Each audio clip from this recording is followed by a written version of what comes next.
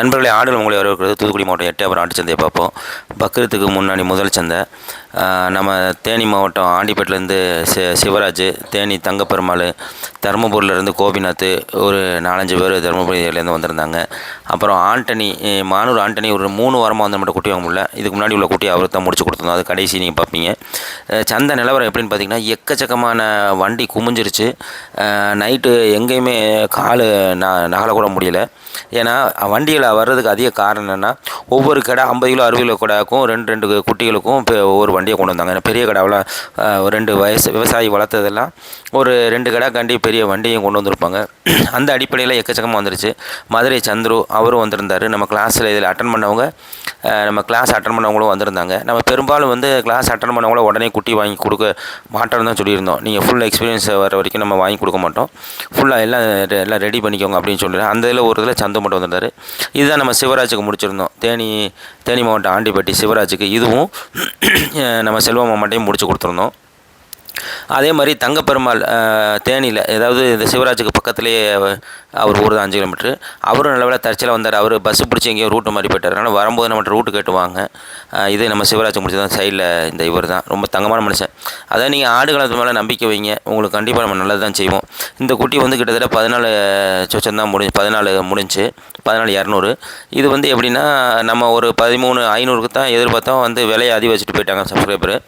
அதாவது நம்ம கூட வந்த அந்த தருமபுரி டீம் வந்து 12,000 ரூபாய்க்கு குட்டி கிடச்சா போதும் அப்படின்னு சொல்லி 10,000 ரூபா குட்டியை வாங்கிடுறாங்க. அதாவது 10 கிலோ குட்டி. அது பார்த்திங்கன்னா கரடு தள்ளி கிடந்துச்சு, அதாவது முடி தள்ளி கரட்டு குட்டி. அது 600 ரூபா உயிரடைக்கு போகுது. அவங்க என்ன நினைக்கிறாங்க, இது விலை கூட அப்படின்னு நினைக்கிறாங்க. இது வந்து உங்களுக்கு வந்து 470 ரூபா 80 ரூபா இன்றைக்குள்ள கறி ரேட்டு தான் இருக்குது. அதனால் நீங்கள் விற்கும் போதும் உங்களுக்கு குறைஞ்சாலும் இது உயிர் இழப்பு இதெல்லாம் வராது. அதனால் நீங்கள் வந்து இப்போ இந்த குட்டியை நம்ம வந்து இந்த இதை ஏன் வாங்கினோம்னா, வேறு குட்டி இல்லை. அது மட்டும் இல்லாமல் இது கறி ரேட்டு தான் விழுந்திருக்கு. 14ங்கும்போது இது 15 கிலோவுக்கு மேலே தான் இருக்கும். நம்ம எல்லாமே ஒன்று ஒன்றா தூக்கி பார்த்து வெயிட் பண்ணுறோம். இதுக்கப்புறம் வாங்கின குட்டியும் கொஞ்சம் கம்மி தான்.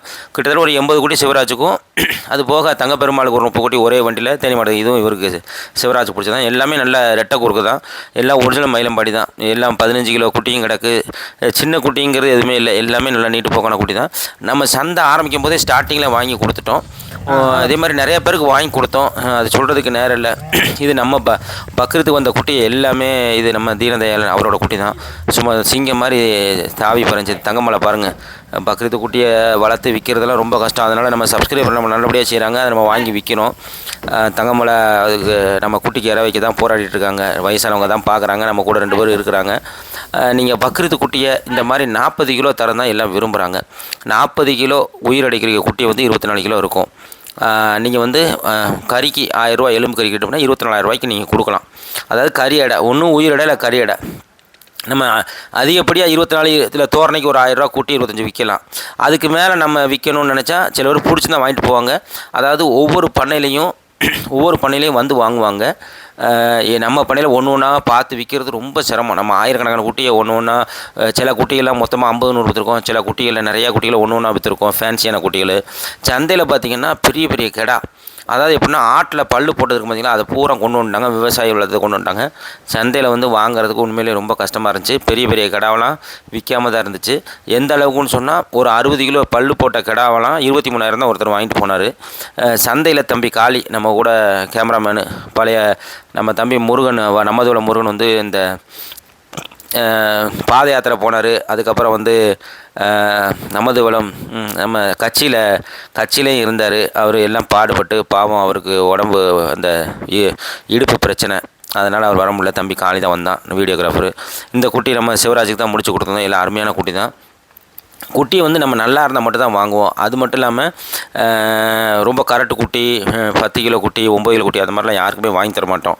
நம்ம 10 சப்ஸ்கிரைபர் மேலே வந்திருந்தாலும் நிறைய சப்ஸ்கிரைபர் வந்து குழப்பத்தில் இருந்தாங்க. நிறையா சப்ஸ்கிரைபர்னால், நீங்கள் நேற்று சந்தையுடைய நிலவரம் வந்து நீங்கள் வரக்கூடிய இதில் பார்ப்பீங்க. கூட்டம், அதாவது வண்டிகள் அதிகம். ஏன்னா அந்த கறிக்குட்டியை கொண்டு வரனால வண்டிகள் அதிகம்.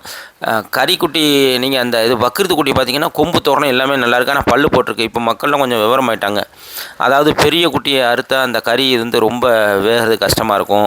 தோரணைக்கு நல்லா இருந்தாலும் இப்போ மக்கள் வந்து அந்த கறியையும் அந்த குவாலிட்டியும் விரும்புகிறாங்க. அதனால் பல்லு போட்டு ரொம்ப முத்து நாடை வந்து வாங்க மாட்டேங்கிறாங்க. தோரணைக்கு யாராவது 1 2 வாங்குவாங்க. சந்தையில் வந்தது வந்து எல்லாம் முரட்டுக்கடாக கொண்டு வந்தாங்க. ஒரு காலத்தில் முரட்டுக்கடா விரும்பி வாங்கிட்டு இருந்தாங்க. பெரும்பாலும் இந்த சந்தையில் பாருங்கள், இதெல்லாம் ஒரு மாதத்துக்கு முன்னாடி 30-35 நாளும் கிடைக்காது. இப்போ இன்றைக்கி வாங்குறதுக்கு ஆள் இல்லை. காரணம் நிறைய பண்ணைகள்லேயே நல்லா வளர்க்க ஆரம்பிச்சிட்டாங்க. அதாவது எப்படின்னா பல்லு போடாமலே இந்த தோரணத்தை கொண்டு வந்துடுறாங்க. இப்போ அவங்களுக்கு கறியும் நல்லா இருக்கிறனால அவங்க என்ன செய்கிறாங்கன்னா அதில் பெர்சன்டேஜ் கறி அதிகம். அதனால் இது கொஞ்சம் அந்தளவுக்கு இழுக்கலை. நேற்று ரொம்ப நேரமாக தான் இருந்துச்சு. நாங்களும் நைட்டு எவ்வளோ நேரம் இருந்தோம். விலை பேசுகிறதுக்கு கூட ஆள் இல்லை. ஒரு சில பேர் வாங்கினாங்க, ஒரு சிலர் இருந்துச்சு. கூட்டத்தை பாருங்கள். இது இன்னும் போக போக ரொம்ப கூட்டம் இருந்துச்சு. சந்தையை பொறுத்தளவுக்கு பக்ரீத் வியாபாரம் ரொம்ப மந்தமாக தான் இருந்துச்சு. ஏன்னா அடுத்த வாரம் வியாழக்கிழமை தான் உங்களுக்கு சந்தை. ஒரு வேளை வந்து மேலப்பாளையம் வரக்கூடிய இந்த வாரம் செவ்வாய்க்கிழமை அந்த சந்தையில் கொஞ்சம் சூடு இருக்கலாம். ஏன்னா இந்த மாதிரி பெரிய கிடாக்களை யாரும் கொண்டு போய் பராமரிக்க முடியாது, வீட்டில் கட்ட முடியாது, அடித்து தூக்கிடும். அதனால் வந்து யாருமே இந்த மாதிரி பெரிய கிடாக்களை வாங்கலை.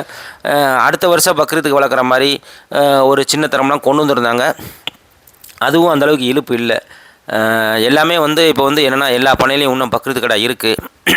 அது இழுப்பு இல்லாமல் இருக்குது. அதுக்கு காரணம் என்னென்னா பண்ணைகள் வந்து எக்கச்சக்கமாக குமிஞ்சிருச்சு. பண்ணையிலேயே வந்து 8 மாதம் 10 மாதத்தில் இந்த மாதிரி வளர்த்துறாங்க. கொம்பு தோரணம் இந்த மாதிரி வராது. கண்டிப்பாக பண்ணையில் வளர்க்குறது வந்து கொம்பு தோரணம். இதில் ஆட்டில் உள்ளது. ஆட்டில் வந்து பல்லு போட்டு இப்படி இருக்கிறது தான் கொம்பு இவ்வளோ பெரிய தோரணம் இருக்கும்.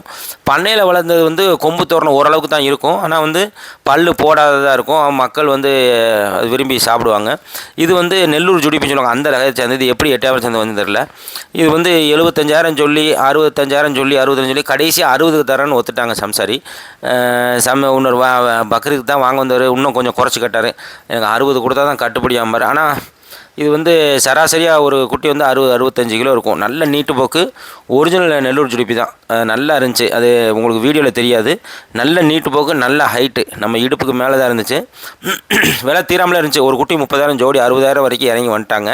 ஆனால் இதெல்லாம் மெட்ராஸில் வந்து போன வருஷம்லாம் இது வந்து 100 கிலோ சைஸுலாம் 1 லட்சம் 1.5 லட்சம் அப்படி விற்றுட்டு இருந்தாங்க ஃபேன்சியாக. இப்போ 30,000 கூட வாங்குறதுக்கு ஆள் இல்லை சந்தையில். நேற்று வந்து நான் நைட்டு வரைக்கும் இருந்தேன். அதுக்கப்புறம் விற்றுச்சா என்னன்னு தெரில. நமக்கு சரி நம்ம ஊருக்கு போய் நம்ம வேலையை பார்ப்போம். நம்ம கறிக்குட்டி எல்லாமே முடிஞ்சிச்சு. பாருங்கள், வண்டி எக்கச்சக்கமான வண்டி. எங்கே பார்த்தாலும் எட்டயபுரத்தை சுற்றி இந்த வண்டி தான். 2 குட்டி 3 குட்டி பெரிய பெரிய குட்டியை கொண்டு வரதுக்கெலாம் பூரா வண்டி தான். உள்ளே நிற்க முடியல. சந்தையில் கூட்டம் வந்து நீங்கள் இதுக்கு முன்னாடி பார்த்து வந்து ஆரம்ப சந்தை கொஞ்சம் நேரம் ஆனோன்னா கூட்டம் கூடிருச்சு. உள்ளே நிற்க முடியல, வைக்க முடியல. நம்ம அப்புறம் மானூர் ஆண்டனி 2-3 வாரமாக வந்து வாங்கி கொடுக்க முடியல. நம்ம பக்கத்து ஊரில் தான் போய் பார்த்தோம். டீச்சரில் இந்த குட்டி வந்து உங்களுக்கு வீடியோவில் பார்க்க நல்லாயிருக்கும். இது வந்து கொஞ்சம் கிழட்டாட்டு குட்டி. நமக்கு வந்து அந்தளவுக்கு நமக்கு பிடிக்கல. ஏன்னா நம்ம நல்லா தான் குட்டி நல்லா தான் இருக்குது. ஆனால் கொஞ்சம் நம்ம அந்த கீழ்காடு குட்டி மாதிரி இல்லை. அதுக்கப்புறம் பார்த்துட்டிங்கன்னா நம்ம பார்த்துட்டு வேறு இன்னொரு இடத்துல பார்த்து அவருக்கு நல்லபடியாக அமைச்சு கொடுத்துருந்தோம். மாணவர் ஆண்டனிக்கு 12 சொச்சம் தான் எடுத்து கொடுத்தோம். எல்லாம் சராசரியாக 13-14 கிலோ இருக்கும் குட்டி. நம்ம கிளாஸுக்கு ஆல்மோஸ்ட் எல்லாமே வந்து சீட்டு ஃபுல்லாகிருச்சு. அடுத்த மாதம் 7ஆம் தேதி இருக்குது. இனிமேல் வர்றவங்க வந்து அடுத்த மாதம் புக் பண்ண முடியாது. அதுக்கு அடுத்து தான் புக் பண்ண முடியும். ஏன்னா இதே வந்து கிளாஸ் வந்து ஃபுல்லாகிருச்சு. கிளாஸை வந்து நீங்கள் குட்டி வாங்குறதுக்கு முன்னாடி எல்லாம் நல்லபடியாக தெரிஞ்சுக்கோங்க. அதுக்கப்புறம் வந்து குட்டி வாங்குங்க. பக்ரீத்தை பொறுத்தளவுக்கு இப்போ யாரெல்லாம் பக்ரீத்து குட்டி வச்சுருக்கீங்களோ 40 கிலோவுக்கு மேலே இருக்கிறவங்க வந்து ஒரு 530 550 வரைக்கும் பேசி கொடுத்து விட்ருங்க. அதுக்கு மேலே எதிர்பார்க்காதீங்க. ஒருவேளை அவங்க விருப்பப்பட்டால் 600 கூட நீங்கள் உயிரடிக்க, அவங்க விருப்பப்பட்டு கேட்குறாங்க, பிரச்சனை இல்லைன்னா கொடுத்துருங்க. ஏன்னா நீங்கள் ஒவ்வொரு குட்டியாக விற்கணும். இனி வந்து நாள் இல்லை. அடுத்த வியாழக்கிழமை பக்ரீத்து. நீ கடைசி நேரத்தில் இந்த மாதிரி நிறையா பேர் என்ன நினைக்கிறாங்கன்னா 30 கிலோ குட்டியை பக்ரீத்து வாங்கி விற்றுடலாம் அப்படின்னு சொல்லி நிறைய பேர் இந்த கொம்பு கொஞ்சம் வந்திருக்கும், ஒரு 2-3 இன்ச்சு. அதை மாதிரி எதிர்பார்த்து இருக்காதீங்க. ஒன்று அதை வந்து பக்ரீத்துக்கு மொத்தமாக வியாபாரத்தை கொடுத்துருங்க. அப்படி இல்லைன்னா கறி ரேட்டுக்காவது கொடுத்துருங்க. பக்ரீத்துக்குன்னா ஒரு தோரணை இருக்கும். இப்போ பணம் இருக்கிறவங்க இல்லாதவங்க கூட 40 கிலோக்கு மேலே பெரிய தோரணையான குட்டியை தான் விரும்புகிறாங்க. அதனால் அடுத்து பக்ரீத்து வளர்க்குறவங்க குறைஞ்சது 40 கிலோ தரத்துக்கு ஒரு கொம்பு தோரணையாக இருக்க பாருங்கள். லைக் பண்ணுங்கள், ஷேர் பண்ணுங்கள், சப்ஸ்கிரைப் பண்ணுங்கள்.